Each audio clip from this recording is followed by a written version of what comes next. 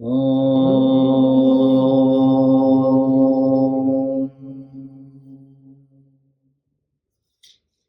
Om Sahana Bhavatu Sahana Bhunaktu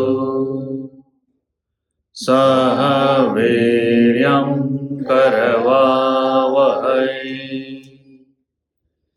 Tejasvinavaditamastu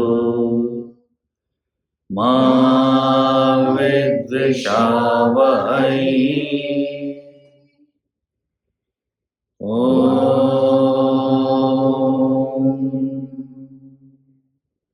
Shanti Shanti Shanti.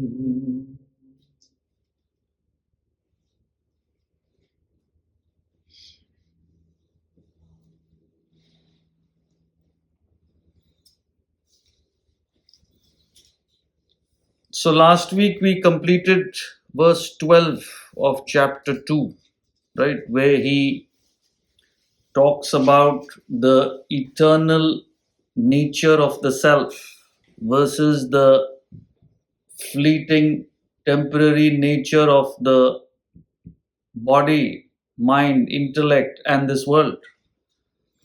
So in the 12th verse, which we explained in detail, that real I.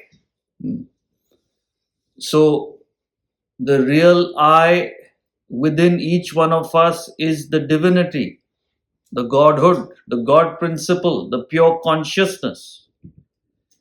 And the matter layers of the body, mind, intellect come and go. So what Krishna says there, never indeed was I not, nor you, nor these rulers of men. None of us will cease to be hereafter. So he starts his sermon with a striking truth. And I told you Arjuna is not ready for this kind of philosophy. This is the highest. 11 to 30, he gives the highest philosophy. And then 31 onwards, we are on 12 right now. He comes down to a more relatable view of life, what Arjuna can understand slightly better. But the reason is to convince him of his credentials, as it were, because Arjuna does not consider Krishna a spiritual guru. So he has to convince him. He has the knowledge. So he starts with this kind of frequency. So the truth is that the real self within us is immortal, indestructible, and these matter layers come and go. So he tells him this is the truth. And the self within us is the same. Whether it's you, me, any animal, the consciousness is the same principle. Just as sunlight, it's the same sun, but individual rays of light contact different mirrors and you see different reflected sun. If it contacts a blue mirror, you see a blue sun. Red mirror, red sun. But the sun is the same, although it appears different. So that real self, he says, is eternal. I told you last week. So that I which you refer to, right from the day you were born, you have that sense of I am a boy, I am a teenager, young man, old man, whatever it is. Those things change, your feelings, your body, but the I remains the same. That I is the self. And he continues in 13 that this I remains the same even from one body to the other. Even this life is just a passing phase, a continuity. So the wise person understands the whole picture of life. He says the wise person does not grieve. We chanted it, 13? Not yet. So before we begin, are there any pending questions from last time?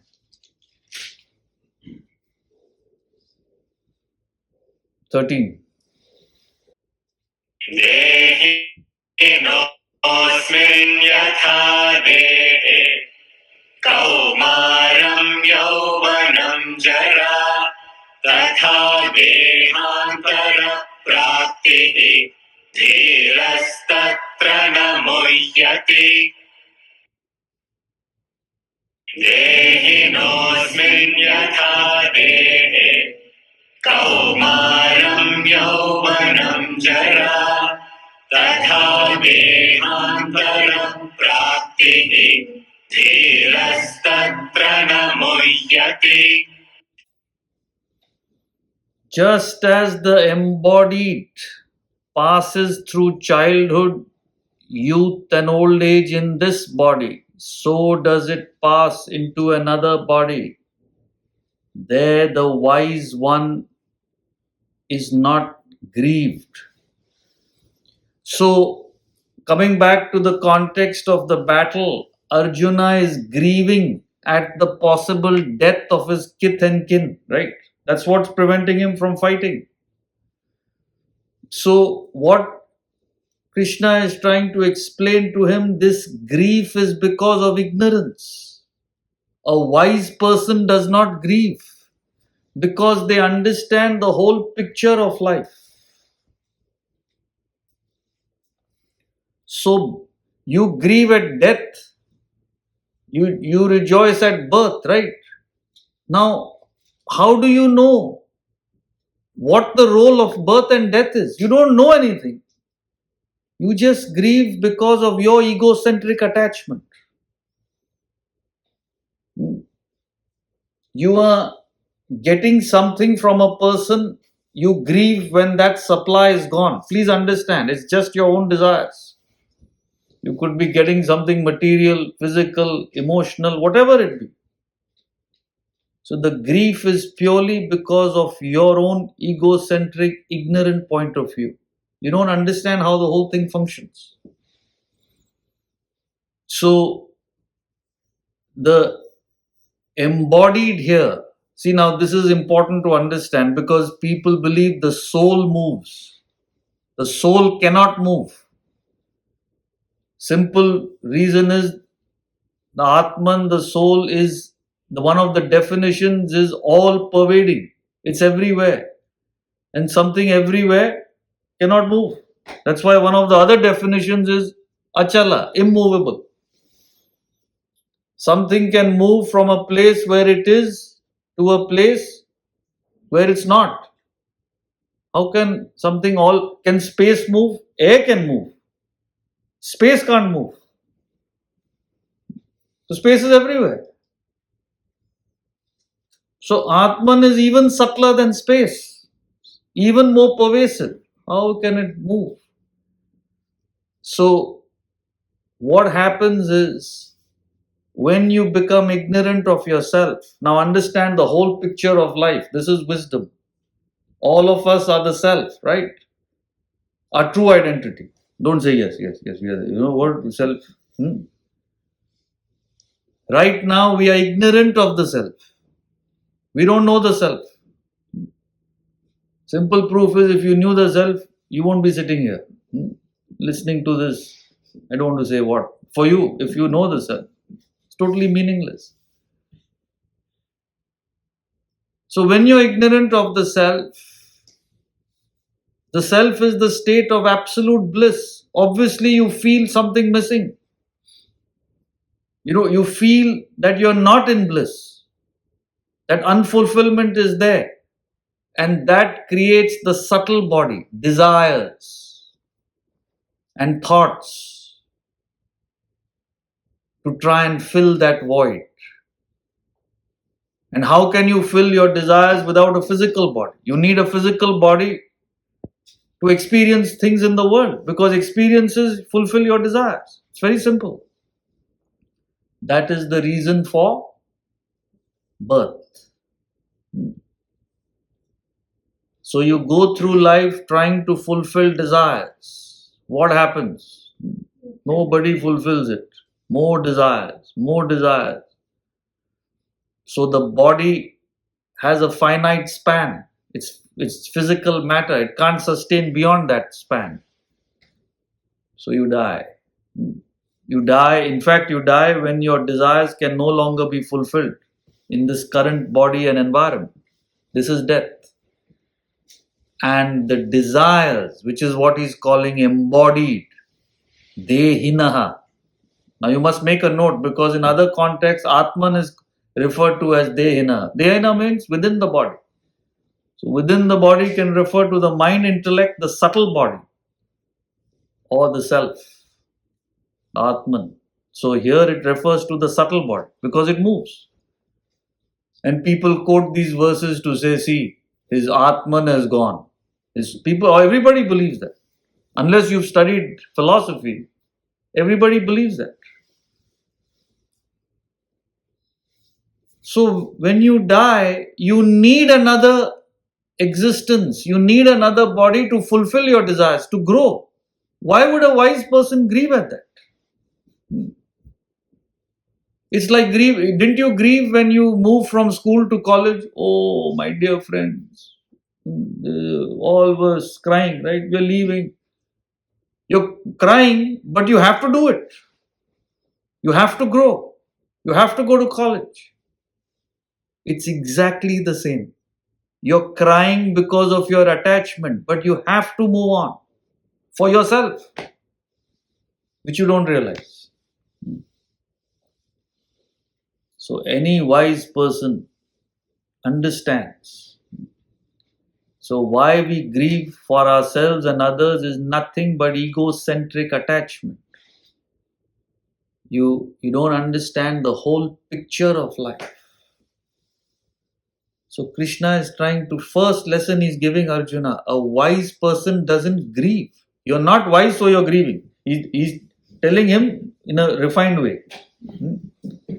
A wise person won't grieve. He's not saying, you unwise fellow, you grieve. See, unlike us, we directly talk. See, you talk also, you must talk in indirectly to educate the person.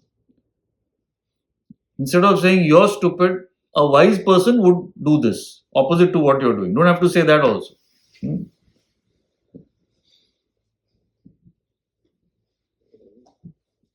And within this body, within this lifespan also there are stages. You get attached to each stage. So you get attached to youth, not understanding it goes. Immediately it goes. See these Olympics, next 4 years later, very, very few who are so talented that age matters less. That's about all. It's a question of time for them all. The rest of the fellows who played here, 95% of them won't be there the next time. They'll be replaced by younger body ages. Athletes and all, by the time they're 30, they're considered old. What would you not give to be 30? I would like that. Doesn't work. In a flash it goes. Literally in a flash. So you must understand childhood, youth, old age. These are just phases within a lifespan. Forget about between lifespans. Everything passes. So a wise person focuses on the eternal in and through these temporary phases. Then there is no grief. Problem is you're dependent. Attachment means wanting a particular thing to stay beyond its natural state. It doesn't work that way. You want your youth to stay. You want somebody else's mind to remain the same towards you. It doesn't work. People's minds change. Body changes. Thoughts change. Governments change. Environments change. Climate change. Everything changes.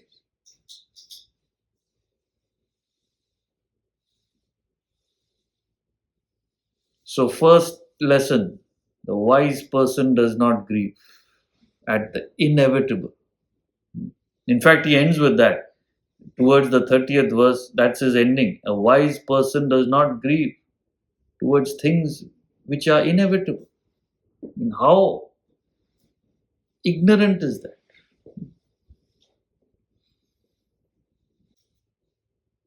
So we'll start with the 14th verse. Matra sparshāstu kaunteya Shītoshna sukha dukkhadah Āgamāpāyino nityāh Tāṃ stitikshasva bhārata Matra sparshāstu kaunteya Shītoshna sukha dukkhadah Āgamāpāyino nityāh Tāṃ stitikshasva bhārata. The sense contacts, O Kaunteya, which cause heat and cold, pleasure and pain, they come and go. They are impermanent. Endure them, O Bharata. So, after talking about life itself has phases which comes and goes, within life, that is more practical, relatable to us. It's more difficult to understand life itself as impermanent. But where you start is within your existence itself, there is no constancy. So, the world is a constant flux of change. That is the definition of the world. And your body, mind, intellect itself are constantly changing. So,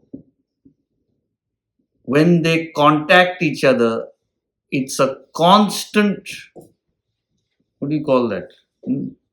Circle? Flux. Constant flux. That's what he says. Heat and cold, pleasure and pain. Constant.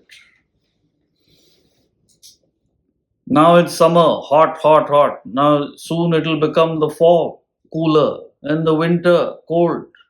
It's constant. They come and go. They are impermanent. So who is a spiritual person? Titikshasva Bharata. Titiksha is the capacity to endure pain, discomfort with pleasure. So that's a spiritual quality.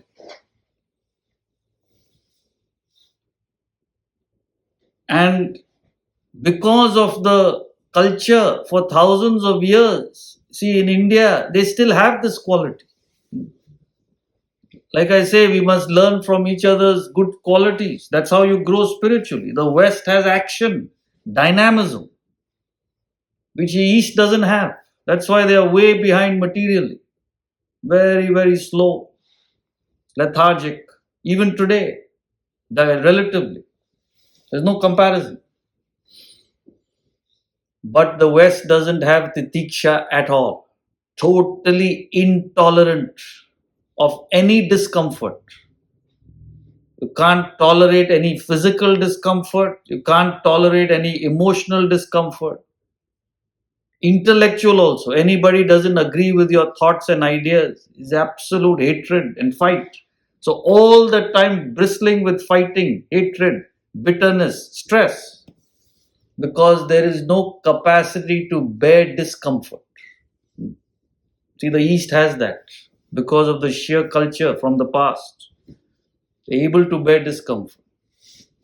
See, a person comes to an Indian home, they'll gladly give their, if they were born, brought up in India, not here, they'll gladly give their bedroom for a guest. Very, very normal thing. Here it's couch is there's a blanket under the couch, make yourself comfortable. Open the fridge, see whatever you want. So it's like that. I'm talking generally, of course there are exceptions. So if you want to be spiritual, the first quality to understand is there will be situations you don't like. You will meet that in life. Accept it, handle it. Of course, change it if you can, but why are you letting yourself get disturbed? With pleasure, you must say, okay, it's a little hot. You don't have to bear it. Little hot, you feeling? No.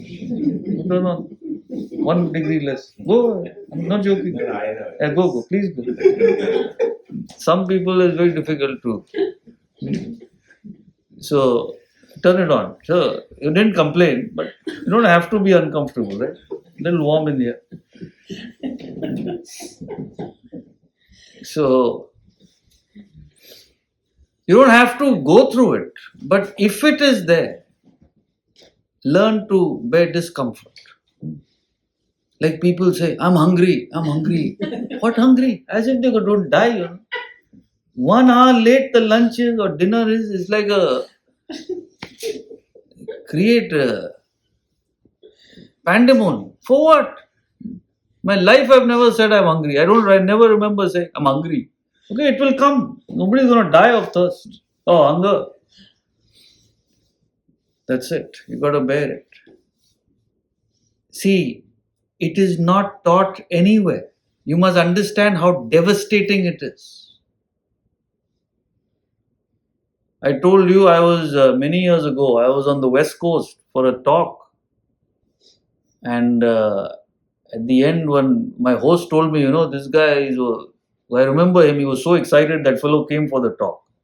I don't even remember him now. But why I'm telling you is, he was some CEO of some tech company, and he came to me.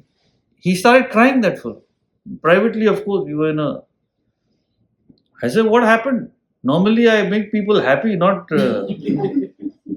make them cry. So, he said, his daughter, she said, such a angel. He started first, he's so attached. What an angel, my princess. Like that he's talking to me. I said, yes, okay. What happened? She is in the psych ward, 16, 17-year-old. For the last couple of years, going in and out. I said, what happened? So, it started when somebody passed a nasty comment on the social media about how she looked or so, I don't know what. I said, so what? First thing that you should teach your children is whatever you do, you will face criticism, you will face nastiness in life. Forget children, anybody. Must learn to bear it. Simple challenges you can't handle, nobody. Half the kids are on medication, on this, on that. Why?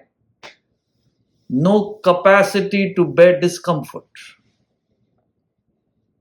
And that's the first lesson. But no, you pamper them. My princess, my this, you are the best. You are you're not preparing them for what is to come. No, the world is not going to treat them how you treat them.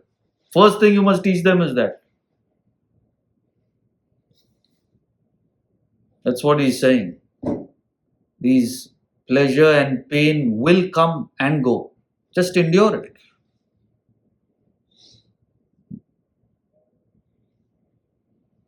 I think Oliver Goldsmith said that. Simple in affluence, majestic in adversity. What a statement. You should be simple in affluence. Your things are going well. Don't lose your head. Simple. Okay. Things have come. And when they are not there, majestic. Majestic in adversity. That's how you should be. Some affluence comes, you'll be jumping. Goes, will be sinking. This is not human being. This is animal. Dog gets a bone, it's happy. Gets denied a bone, it's barking. That's animal life. Humans are worse. So first thing, your parents bring you up years and years and years. And when you are invalid, they take care of you. And when they become invalid, first thing is inconvenient. Put them in some home. Now it started in India also. In fact, some parents prefer to be there. Because there is no concept of titiksha left at all. And it doesn't stop there. You won't be able to get along with your own spouse because they are two different people. You can't handle that they are different from you. They have different preferences, tastes, desires. Divorce. That's all it is. What is divorce? You're different, I'm different. Out. I can't bear that discomfort of a person who doesn't cater to me. That's all it is. So there was no divorce. It's not there in the dictionary. There's no old age home. Now all that has started. In India, there's no such thing.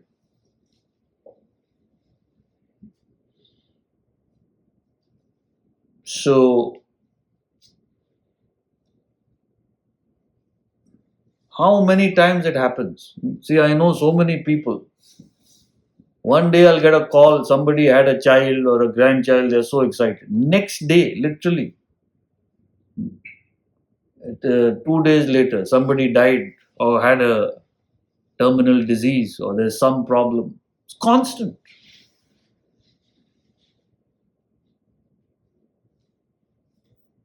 So you must bear it with that attitude. Even this shall pass away. Remember that poem. Even this shall pass away. Remember that. You got to fix your thought on the eternal, on the self, which is permanent, and just watch this world, which is just a change after change, go by. That's a spiritual perception. That is objectivity. You fix your thought on the permanent and watch this madness go by.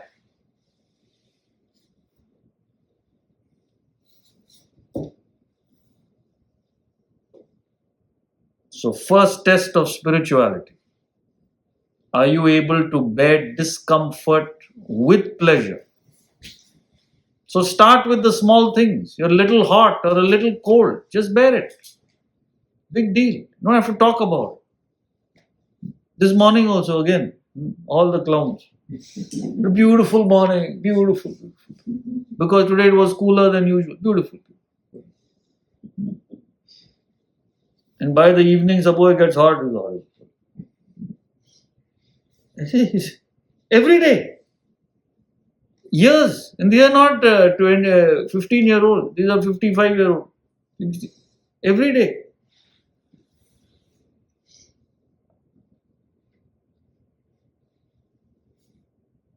See, academy, there was a flood, whole thing flooded. This is every year. I mean, of course, this year was worse because of this climate problems going on.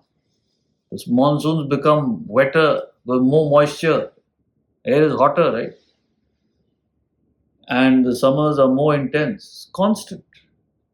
Constantly there are problems.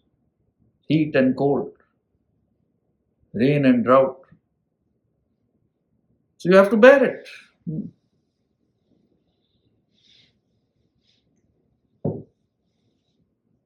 Yes, she typed in her. Maybe now it's fine, right? But you can read it out. Yeah. So the question from Francia is, why is death innately so difficult? I understand our egocentric attachment, but especially when it comes to children dying and injustices like billions of animals being slaughtered regularly.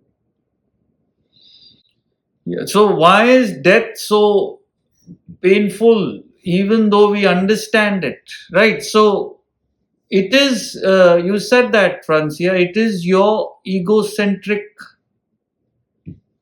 attachment. See, you have a particular expectation which is unreasonable. You don't understand that. You are expecting that a person who's born should live in a particular age. After that age, it's okay for them to go. Now, who fixed that? Anybody born is subject to death at any time. So you must understand.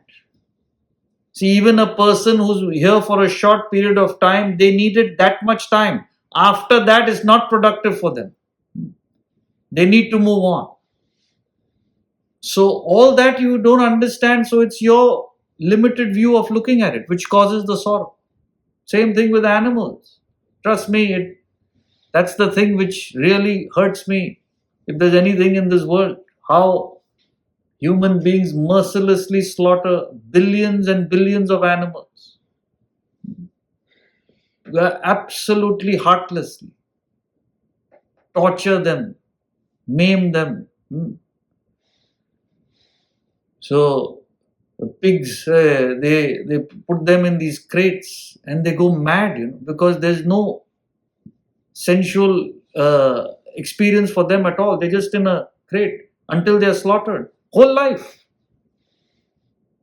Why do you do that? Why? So, like you said, I remember you because your name of your studio is Ahimsa, right? You believe in non-violence. I appreciate a person who feels for other beings. I feel. But you are not responsible for others' injustices. So you should not do it yourself and educate others who are available. You understand? But beyond that, like Christ said, inequity there shall be in the world. Woe unto you if you be the cause of it. So make sure you don't cause it. But you're not responsible for other people's. You can advocate, you can put in the effort to make sure it doesn't happen. But beyond that, what can? So Kabira was a saint who lived next to a slaughterhouse, literally. So he has a saying, Kabira teri jhopadi gal katiyan ke paas.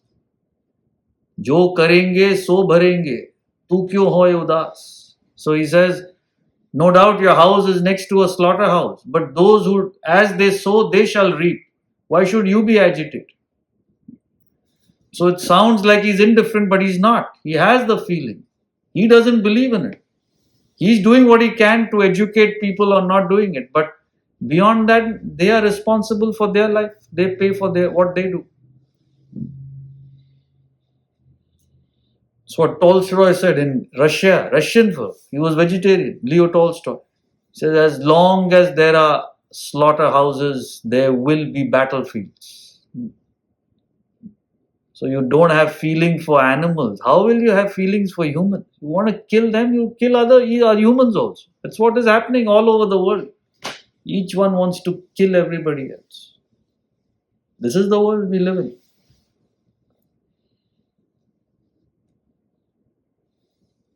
So India is the only country in the world, which right from the beginning had a tradition of not harming. Unnecessary. It's the only culture. No other culture even conceived it as a spiritual discipline. So the whole Gita is says ahimsa. But it means not wanting to hurt. Right? When you have to, you have to. If you're forced to do it, you have to do it for self-defense. Got it? So you are responsible for your life, and if you can help others, educate them, help them, do it. But beyond that, if you get into that, there's no end, right? There's just no end. 15. Yam hi na vyathayamtyete purusham purusharshadha samadukha sukham dhiram somritatvaya kalpate Yam hi na vyathayamtyete purusham purusharshadha samadukha sukham dhiram somritatvaya kalpate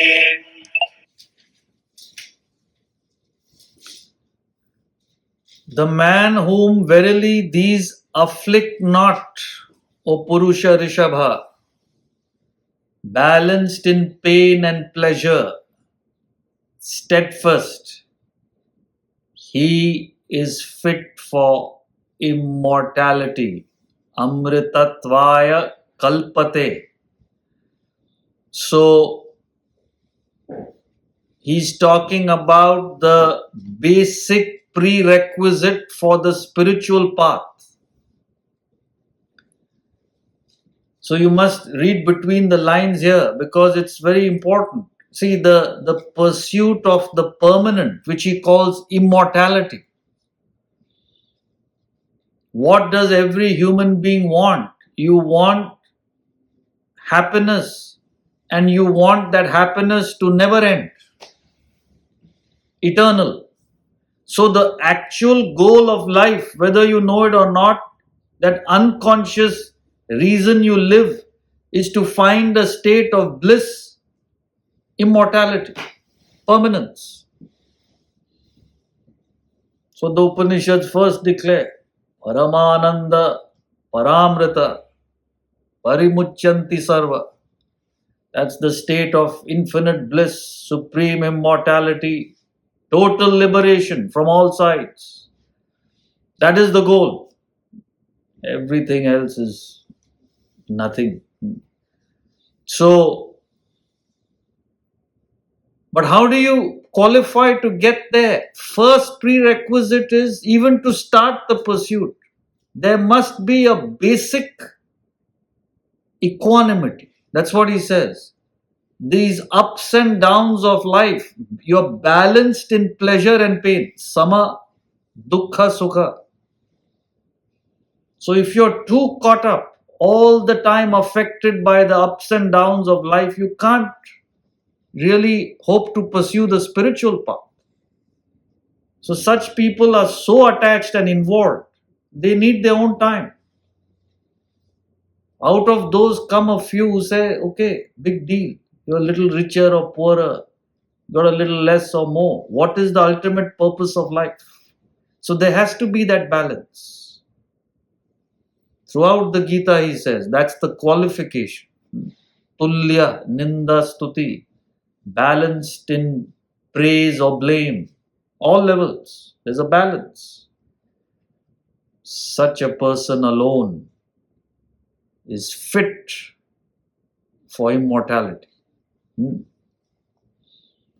So, balance doesn't mean you don't have the emotion. You have it, but it's under control. So you see your dog after a weekend. How does the dog look at it? It's wagging its tail, it's jumping, it's dancing. You also love the dog, but you're cool.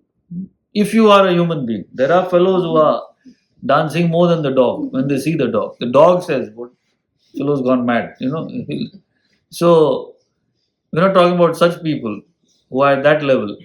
Human being will say, relax. And when you leave for the weekend, you also love your dog. You're enjoying with your friends. The dog is crying all weekend. So it has no control. It's affected. So such people, long way to even start the pursuit of the self.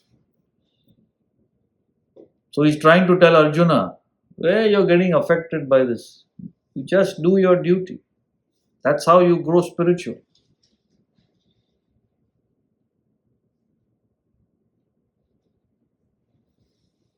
Got it? See, this is a true story. Happened many years ago. Those of you who done e-learning or doing it, you'll probably have heard this. Swamiji, because this happened to him, my guru. So he was giving a seminar in Delhi and to some CEO group or something like that. And in the middle of the session, in the sense when there's a break, one of his assistants came and said something. And he was talking, interrupted him talking to the CEO, during the break, which they never do. So he interrupted. So he said, okay, and gave some instruction. And then then the second session started. And after that, that CEO asked him, Swamiji, that during the break your assistant came and said something, and then you were discussing. Is there something we can do? I didn't understand what it was about. So Swamiji said, no, it's okay. Actually, the assistant informed me that my mother passed away. The fellow got a shock of his life. Your mother passed away, and the second session was better than the first, right? And they couldn't understand. So he said, what could I do? I mean, that's what I asked my assistant is, do we need to go now? Can we change the evening flight? This was in Delhi, he was talking, and mother passed away in Chennai. So they rebooked the flight to go there. So why should you not complete this commitment? No, it's not that he doesn't care for his mother. In fact, they were very close. But you must have that control. Do what ought to be done in this world. Soldier hears something has happened at home, he leave the battlefield and go. You do what ought to be done. You have to be balanced. And do your obligations, not that you don't care. So these are real examples. It's not a fantasy. It's happened. This is not one. So many. What does it take for you to get toppled? For you to get disturbed? That's where you're spiritual. That's your level.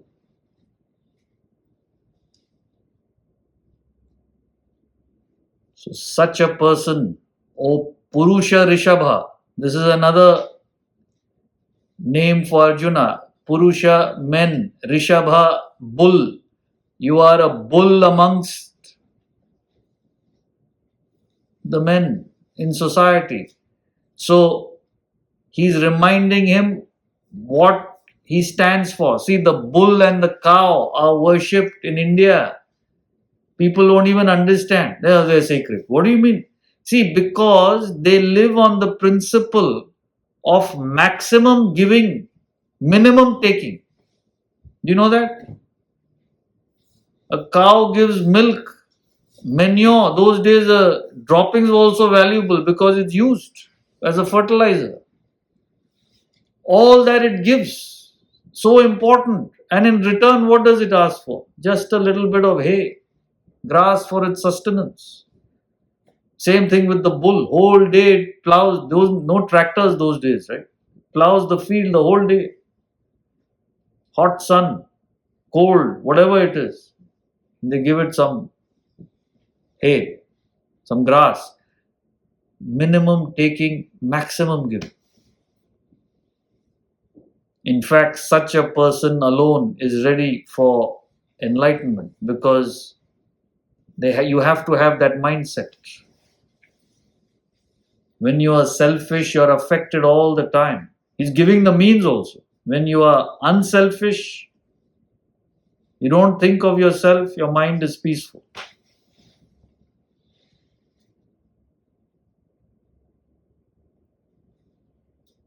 This is how you should live your life. So that principle was worshipped, not fanatically attached to the body of an animal. It's the principle that you worship, that you remind yourself to instill in your life. And what is today's motto? Maximum taking. How can I maximize the profit? Maximize everything and minimum giving. Even their own employees. It's disgusting, That fellow CEO will pay themselves, obscene amounts. And the fellows who are working, just because they can't do it, they don't have the power, just give them some pittance.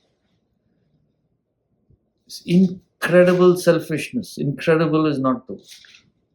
So the whole society is breaking down. Nothing but selfishness. So we have to turn that whole thing around. At least in your life, for those around you, learn to give, to serve, to feel for others.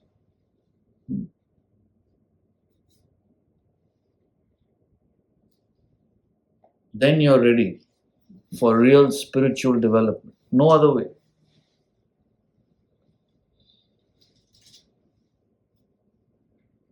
So you study these principles, you fortify your intellect, and throughout the day you try and be as selfless as you can. This is all you need. This is study, and the other is action. People say, how do I act? This is how you act. Just a little less selfish in life. That's all you need to do.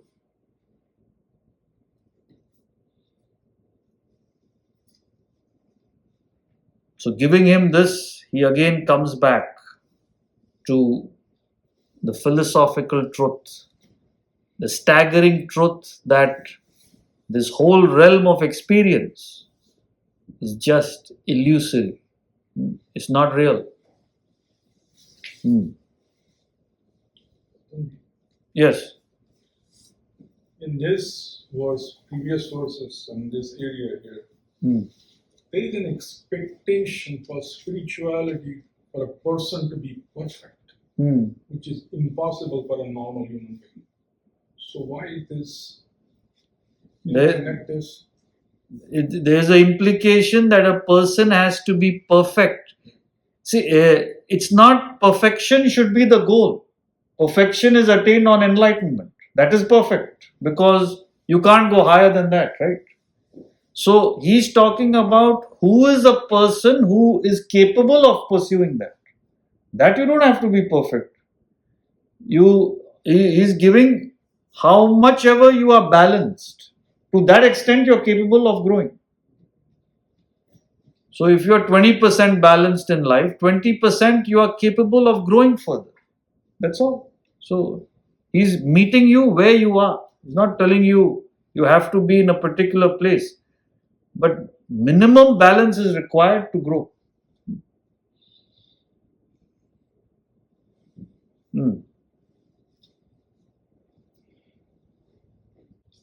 नासतो विद्यते भावः नाभावो विद्यते सतः उभयोरपि दृष्टोऽन्तः त्वनयोस्तत्त्वदर्शिभिः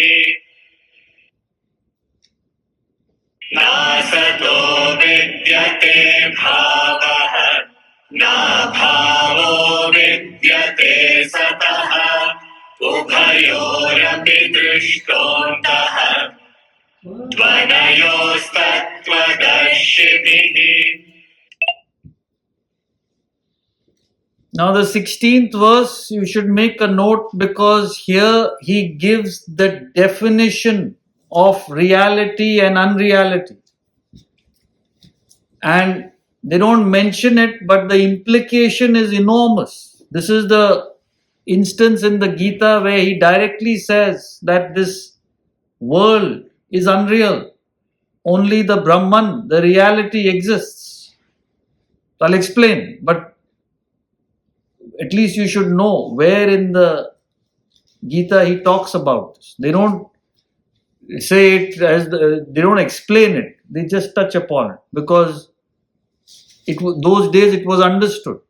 People were brought up with this concept. So he says the unreal has no existence. Means something which is unreal is that which doesn't exist. See, suppose you say a man with wings, a human with wings. It's unreal because it never happened. It was never possible that a human being had wings to fly like a bird. It's an unreal concept. And the opposite is something which is real. Just see how beautifully they explain. Na sato vidyate ba. The real is that which never ceases to be, which means which is always there. So he gives the definition of reality and unreality. Real is that which exists, existed in the past, present, future. That is real. And that which never exists is unreal. Sat, asat. Hmm?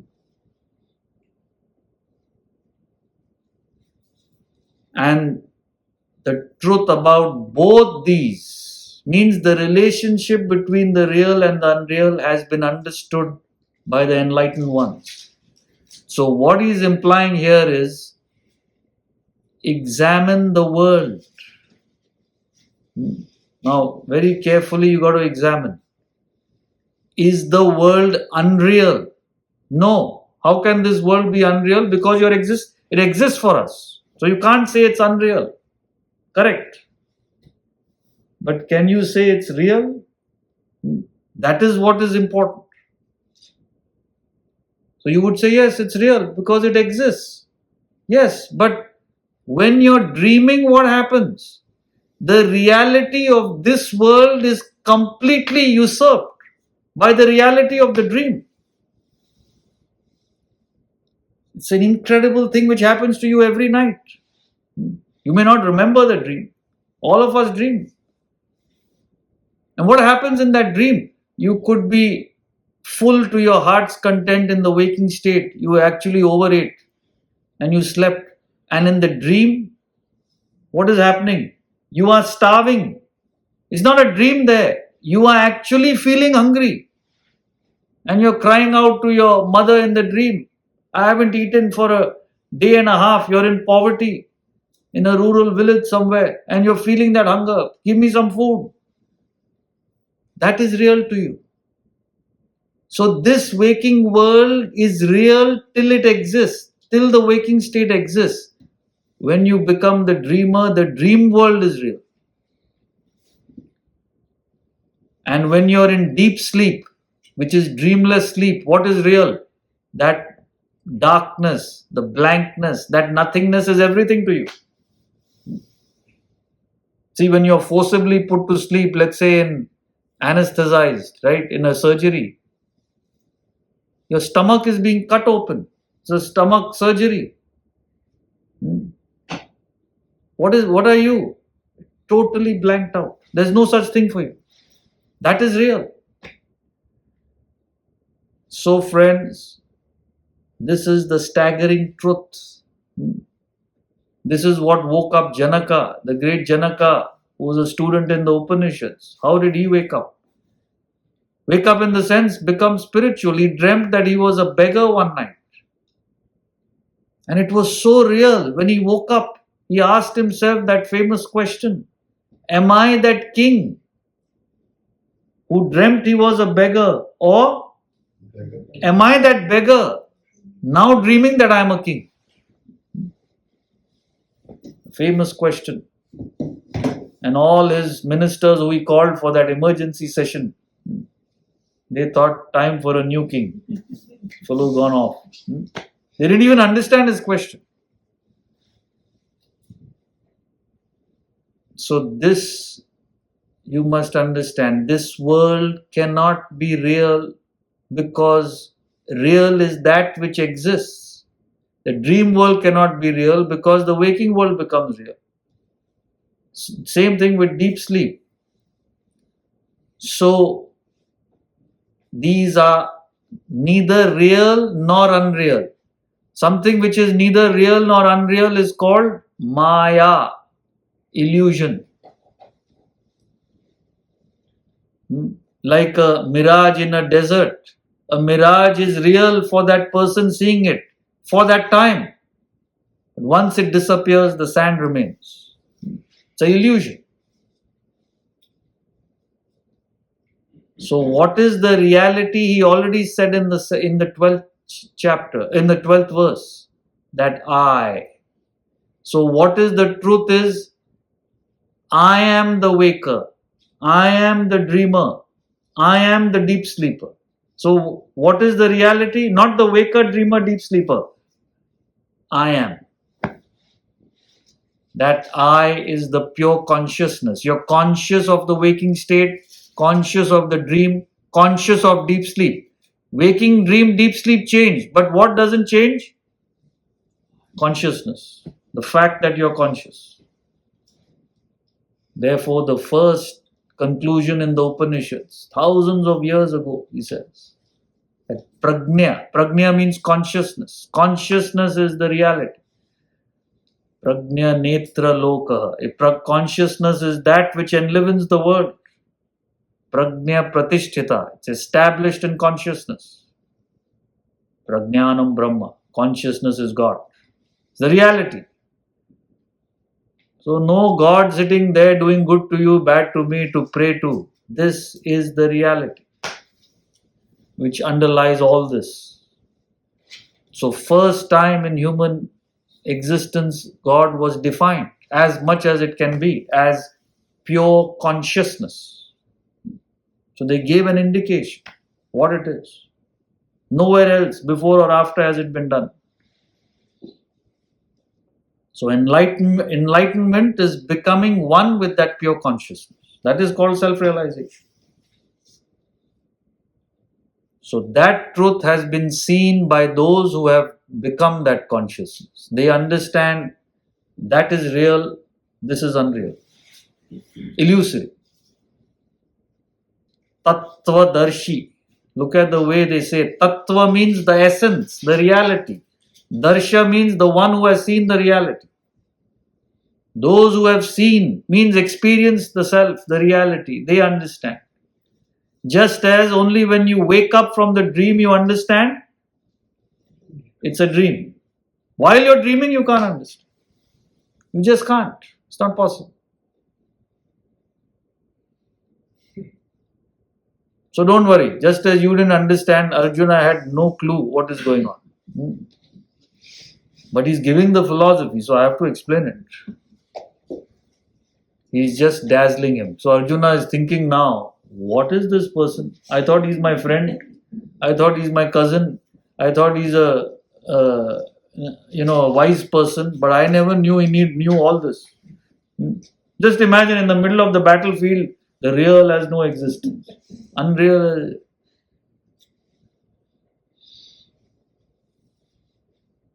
So think about this. It's not easy.